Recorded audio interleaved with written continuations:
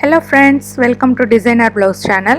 இன்னைக்கு நம்ம 36 size blouse உடைய back neck design எப்படி தைக்கிறதுன்னு பார்க்க போறோம். இதுக்கு நான் main fabricum lining clothம் கட் பண்ணி வச்சிருக்கேன். Lining cloth உடைய length வந்து 14 inches. Shoulder வந்து 5.5 inches. Armhole 6 inches. 36 sizeல கால் பாகம் 9 inches. plus 1.5 inches margin சேர்த்து chest அளவு வந்து 10.5 inches மார்க் பண்ணியிருக்கேன். இடுப்பு அளவு வந்து 10 inches. இப்போ நெக்ஸ்ட் நம்ம நெக்லைன் ட்ரா பண்ண போகிறோம். நெக்லைன் உடைய width வந்து நான் 2 inchesக்கு மார்க் பண்ணுறேன். நெக்லைன் உடைய லென்த் வந்து 10.5 inches. கீழே நெக்லைன் உடைய width 3 inchesக்கு மார்க் பண்ணிக்கிறேன். இப்போ இந்த ரெண்டு பாயிண்ட்டையும் சேர்த்து ஒரு பாக்ஸ் மாதிரி ட்ரா பண்ணிக்கலாம். இப்போ நெக்லைனுக்கு கீழே 1 inchக்கு மார்க் பண்ணிக்கலாம். அதே மாதிரி லைனிங் பிளவுஸோடைய லாஸ்ட்டில் 1 inchக்கு மார்க் பண்ணிக்கலாம். இப்போ இந்த நம்ம மார்க் பண்ணோம் இல்லைங்களா 1 inch, அதுலேருந்து ஒரு கர்வ் ஷேப்பில் இந்த ஆர்ம் ஹோல் வரைக்கும் நம்ம ஜாயின் பண்ணுறோம். பாருங்கள், இந்த மாதிரி நம்ம ஒரு கர்வ் ஷேப்பில் ட்ரா பண்ணுறோம். இப்போ 2 inches அகலத்தில் ஈவனாக நம்ம மார்க் பண்ணிக்கிட்டே வரோம். பாருங்கள், நம்ம ட்ரா பண்ண அந்த கர்வுக்கு அவுட்டரில் 2 inchesக்கு ஈவனாக மார்க் பண்ணிக்கிட்டே வரோம். இப்போ நம்ம மார்க் பண்ண அந்த டாட்டட் லைனை கர்வ் ஷேப்பில் ட்ரா பண்ணிக்கலாம். இப்போ நம்ம ஒரு பேப்பர் பேஸ்டிங் எடுத்துக்கலாம். பேப்பர் பேஸ்டிங்கில் ஃபஸ்ட்டு நெக் டிசைன் மட்டும் ட்ரா பண்ணிக்கலாம். பாருங்கள், ஃபஸ்ட்டு நம்ம நெக்லைனை மட்டும்தான் ட்ரா பண்ணி எடுக்க போகிறோம். நெக்லைன் எந்த ஷேப்புக்கு வருதோ அதே ஷேப்புக்கு தான் நம்ம ட்ரேஸ் பண்ணி எடுத்துக்கிறோம். இப்போ இந்த பேப்பர் பேஸ்டிங்கில் ரெண்டு சைடுமே இந்த டிசைனை ட்ரேஸ் பண்ணி எடுத்தாச்சு. இப்போ 1.5 inch கேப் விட்டுட்டு எக்ஸஸ் இருக்கிற பேப்பர் பேஸ்டிங்கை கட் பண்ணி எடுத்துடலாம். சென்டராக மார்க் பண்ணிக்கலாம். இப்போ இன்னொரு பேப்பர் பேஸ்டிங் எடுத்துகிட்டு நம்ம அந்த கர்வ் ஷேப்பில் ட்ரா பண்ணோம் இல்லைங்களா, அதை ட்ரேஸ் பண்ணி எடுக்க போகிறோம்.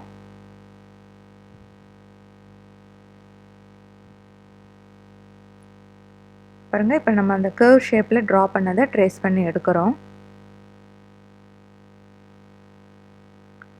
இப்போ ட்ரா பண்ணி எடுத்தாச்சு. இப்போ அந்த பேப்பர் பேஸ்டிங்கை பாதியாக மடிச்சுட்டு நம்ம ட்ரா பண்ண அந்த லைன் மேலேயே கட் பண்ணிக்கிட்டு வரலாம்.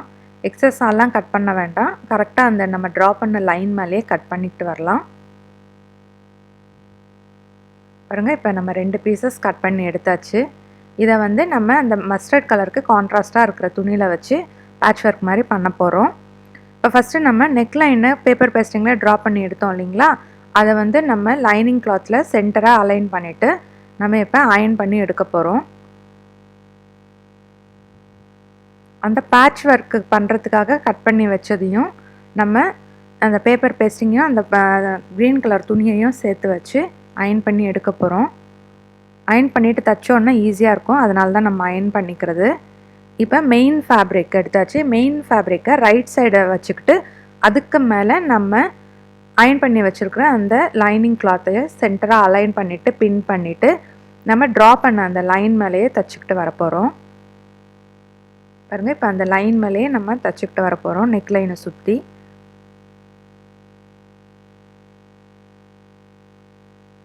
மெயின் ஃபேப்ரிக் ரைட் சைடு இருக்கணும். அதுக்கு மேலே நம்ம லைனிங் கிளாத்து இந்த மாதிரி வச்சு பின் பண்ணி நம்ம ட்ரா பண்ண அந்த லைன் மேலேயே தைச்சிக்கிட்டு வரணும். தைச்ச பிறகு 1/4 inch கேப் விட்டுட்டு எக்ஸஸ் இருக்கிற துணியெல்லாம் நம்ம கட் பண்ணி எடுத்துடலாம். கட் பண்ண பிறகு அங்கங்கே சின்னதாக கட்ஸ் கொடுத்துட்டு இப்போ இந்த லைனிங் கிளாத்தை உள் பக்கமாக திருப்ப போகிறோம்.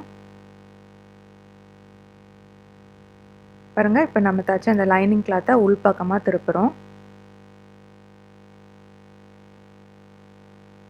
உள்பக்கமாக திருப்பின பிறகு நம்ம இப்போ இதை இந்த ஓரத்தையில் அந்த நெக்லைனை சுற்றி ஓரத்தையில் அடிச்சுக்கிட்டே வரப்போகிறோம்.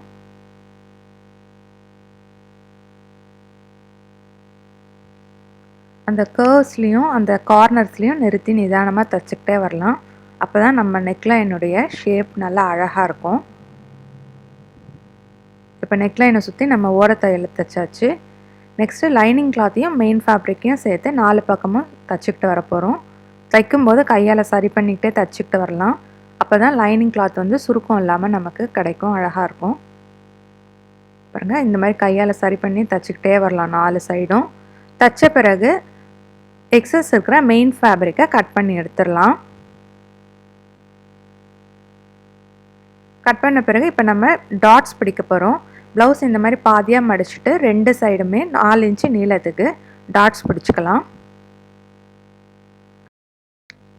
இப்போ பெல்ட்டை ஜாயின் பண்ண போகிறோம். இது வந்து 1.5 இன்ச் அகலத்தில் ஸ்ட்ரெயிட் பீஸ் எடுத்து நம்ம பெல்ட்டு ஜாயின் பண்ணுறோம் ப்ளவுஸுடைய பேக் பார்ட்டுக்கு. இப்போ அதுக்கு மேலேயே ஒரு ஃபோல்டிங் ஸ்டிச் பண்ணிக்கலாம்.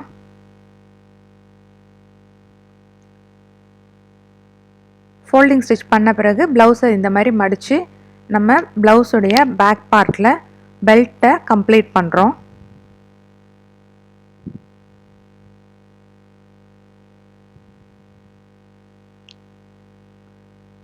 இன்னொரு தையலும் போட்டுக்கலாம். அப்போ நம்மளுடைய ப்ளவுஸுடைய பேக் பார்ட் நல்லா ஸ்டிஃபாக இருக்கும், ப்ளவுஸ் மேலே எழும்பாது. அதனால் 2 தையல் போட்டுக்கிறோம். நெக்ஸ்ட்டு நம்ம அயர்ன் பண்ணி வச்சுருக்கிற இந்த பேட்ச் ஒர்க்கை ரெடி பண்ணிக்கிறோம். நம்மளுடைய அந்த பேப்பர் பேஸ்டிங்கையும் அந்த க்ரீன் கலர் கிளாத்தையும் சேர்த்து இப்போ நம்ம 4 பக்கமும் சுற்றி தச்சுட்டு எக்ஸஸ் இருக்கிற துணியை கட் பண்ணி எடுத்துக்கலாம்.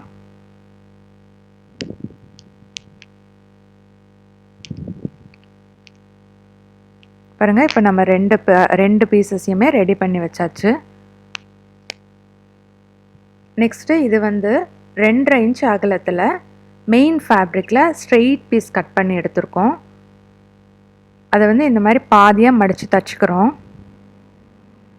மெயின் ஃபேப்ரிக்கில் 2.5 இன்ச் அகலத்தில் ஸ்ட்ரெயிட் பீஸ் எடுத்து அதை இந்த மாதிரி பாதியாக மடித்து தச்சுக்கிறோம்.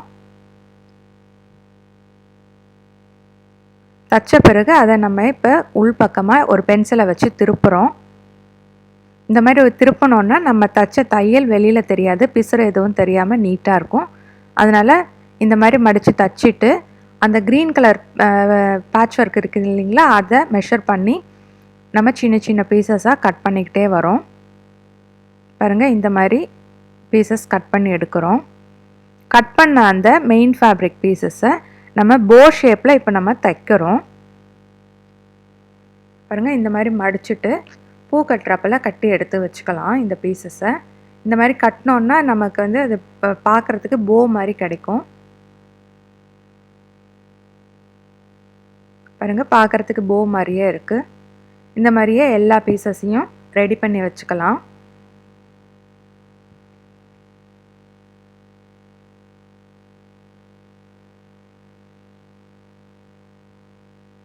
இப்போ நம்ம ரெடி பண்ண பீசஸை ஈவனாக இந்த க்ரீன் கலர் துணியில் சென்டராக மார்க் பண்ணிவிட்டு, பாருங்கள், இந்த மாதிரி சென்டராக மார்க் பண்ணிவிட்டு நம்ம அந்த முடி போட்டு வச்சுருக்கோம் இல்லைங்களா, அது கரெக்டாக அந்த லைனில் இருக்கிறப்பல வச்சு தச்சுக்கிட்டு வந்தோம்னா பார்க்குறதுக்கு நல்லா ஃபினிஷிங் அழகாக இருக்கும். அதனால் இந்த மாதிரி சென்டராக மார்க் பண்ணிவிட்டு நம்ம முடி போட்டு இருக்கிற அந்த சென்டர் பார்ட்டும் அந்த லைனும் கரெக்டாக இருக்கிறப்பல வச்சு தச்சுக்கிட்டே வரலாம் 2 சைடும். பாருங்கள், ஃபஸ்ட்டு ஒரு சைடு தச்சாச்சு, இப்போ 2வது சைடு தச்சுக்கிட்டே வரோம்.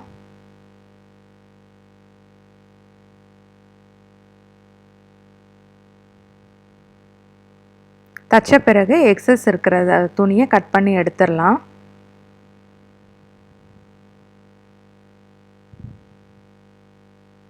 இப்போ நம்ம ரெண்டுமே ரெடி பண்ணியாச்சு. ரெடி பண்ண பிறகு இந்த மாதிரி வச்சு அரேஞ்ச் பண்ணி அலைன் பண்ணி அரேஞ்ச் பண்ணிவிட்டு பின் பண்ணுறோம். இந்த மாதிரி அரேஞ்ச் பண்ணி பின் பண்ணிவிட்டு தைச்சோன்னா தைக்கிறதுக்கு ஈஸியாக இருக்கும். அதனால தான் நம்ம இந்த மாதிரி ஃபஸ்ட்டு அலைன் பண்ணி அரேஞ்ச் பண்ணிவிட்டு அதுக்கப்புறம் பின் பண்ணிவிட்டு தைக்கிறோம். பாருங்கள், இப்போ 2 சைடுமே பின் பண்ணியாச்சு. இப்போ 2 சைடுமே நம்ம தச்சு கம்ப்ளீட் பண்ணிடலாம்.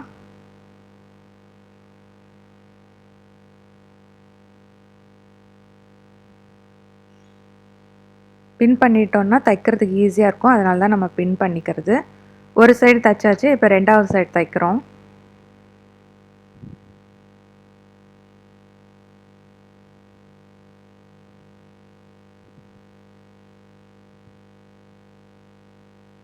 2 சைடுமே தச்சாச்சு. இப்போ வந்து நெக் லைனை சுற்றி நம்ம க்ரீன் கலரில் லேஸ் வச்சு தச்சுக்கிட்டு வர போகிறோம்.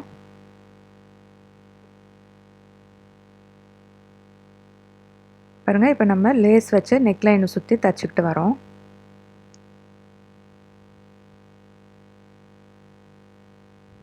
ஃபஸ்ட்டு ஒரு சைடு தச்சிட்டோம். இப்போ நெக்ஸ்ட்டு மறுபடியும் இன்னொரு சைடும் அதே க்ரீன் கலர் லேஸை வச்சு தைக்கிறோம்.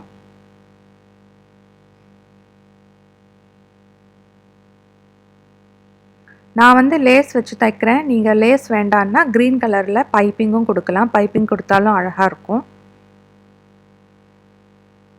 நெக்ஸ்ட்டு நம்ம தச்ச அந்த பேட்ச் ஒர்க் மேலேயே அந்த க்ரீன் கலர் லேஸையும் வச்சு தச்சுக்கிட்டு வரப்போகிறோம். இப்போ இந்த லேஸ் வச்சு தச்சிட்டோன்னா நம்ம பேட்ச் ஒர்க் பண்ணதே தெரியாது. ஃபினிஷிங் நல்லா நீட்டாக இருக்கும். பாருங்கள், லேஸ் வச்சு தச்சதுமே ஃபினிஷிங் எவ்வளோ அழகாக இருக்குது.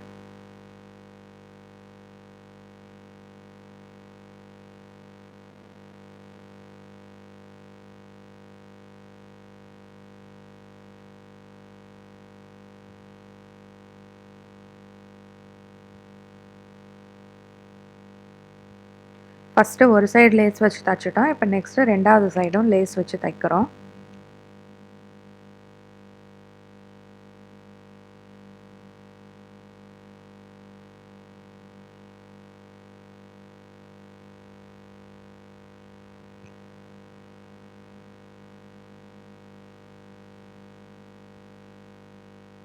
ரெண்டு சைடுமே லேஸ் வச்சு தைச்சாச்சு. இப்போ நம்ம ப்ளவுஸுக்கு கீழேயும் லேஸ் வச்சு தைச்சி கம்ப்ளீட் பண்ண போகிறோம்.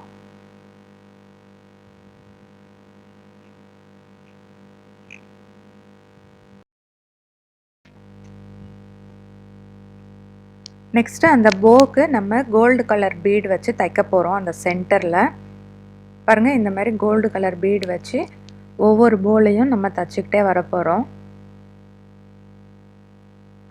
கோல்டு கலர் பீடு வச்சதுமே பாருங்கள் எவ்வளோ அழகாக இருக்குது பார்க்குறதுக்கு.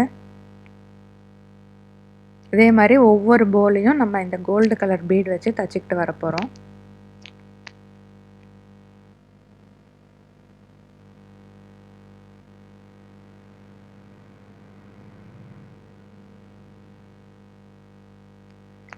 பாருங்கள், நம்ம இப்போ எல்லா போக்குமே கோல்டு கலர் பீடு வச்சு தைச்சாச்சு, லேஸ் வச்சு தைச்சாச்சு. நம்மளுடைய டிசைனர் ப்ளவுஸ் பாருங்கள், பார்க்குறதுக்கு எவ்வளோ சூப்பராக இருக்குது. தைக்கிறதுக்கும் ஈஸியாக இருக்குது, ஆனால் பார்க்குறதுக்கு அவ்வளோ அழகாக இருக்குது. இப்போ நம்மளுடைய சூப்பரான ரொம்ப ஈஸியான டிசைனர் ப்ளவுஸ் ரெடி ஆயிடுச்சு. இந்த வீடியோ உங்களுக்கு பிடிச்சிருந்ததுன்னா லைக் பண்ணுங்கள், ஷேர் பண்ணுங்கள், மறக்காமல் சேனலை சப்ஸ்கிரைப் பண்ணுங்கள். மீண்டும் அடுத்த வீடியோவில் சந்திக்கலாம்.